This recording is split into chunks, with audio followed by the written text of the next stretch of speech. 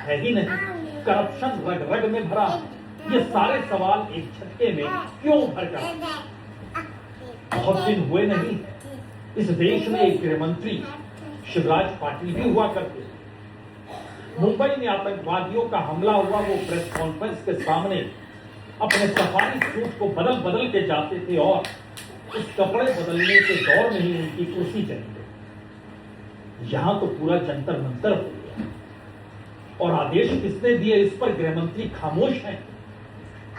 तो ये सवाल लगातार इस देश के भीतर अब हर पुराने मुद्दे को उभार रहा है कि आपने जो जो नारे दिए, जिन जिन आधारों के नारे दिए, वो सब खोखले हैं।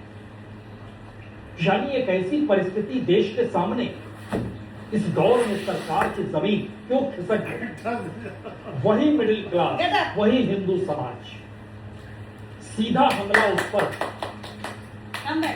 बच्चे किस समाज से आए? आप जातियों और धर्म में